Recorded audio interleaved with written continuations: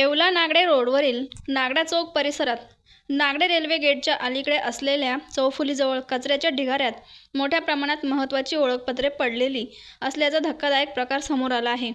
या कचऱ्यामध्ये अनेक नागरिकांची आधार कार्ड, पॅन कार्ड तसेच मतदान ओळखपत्रे पडलेली असल्याचे स्थानिक नागरिकांच्या निदर्शनास आले। रस्त्यालगत असलेल्या कचऱ्याच्या ठिकाणी एवढ्या मोठ्या प्रमाणात महत्त्वाची वैयक्तिक कागदपत्रे आढळून आल्याने नागरिकांमध्ये आश्चर्य आणि संभ्रमाचे वातावरण निर्माण झाले आहे।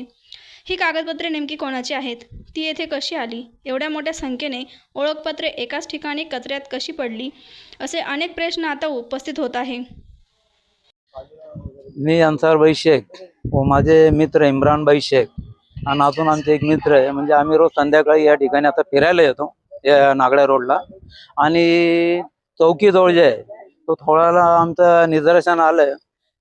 बघा, आम्ही जे बघितलं त्याच्यात पॅन कार्ड, आधार कार्ड, मतदान कार्ड भरपूर प्रमाणात असे फेकून दिलेले दिसले। त्याच्यामुळे आमचं एक म्हणणं आहे की शासनाने एक लक्ष द्यावं या गोष्टीकडे।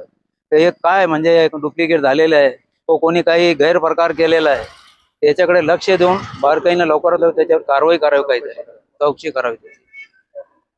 मी इम्रान भाई शेख। आम्ही रोजच्या प्रमाणे संध्याकाळी फिरायला जात असतो, आणि आज आम्ही बघितलं का चौकीच्या शेजारी हे चौफुलीजवळ कचऱ्याच्या कुंडीमध्ये आधार कार्ड, पॅन कार्ड, मतदान कार्ड असे म्हणजे कामाची वस्तू इथं आम्हाला आढळले।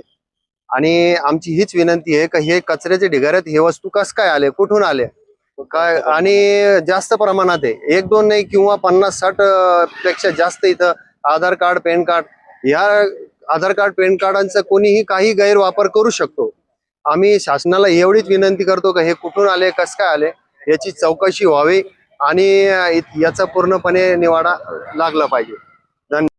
बटाव ऑनलाईन ग्राहक सेवा केंद्र। अर्जंट पासपोर्ट फोटो काढून मिळेल। ठिकाण: अमरधाम रोड, विक्रांती हॉटेल समोर, येवला।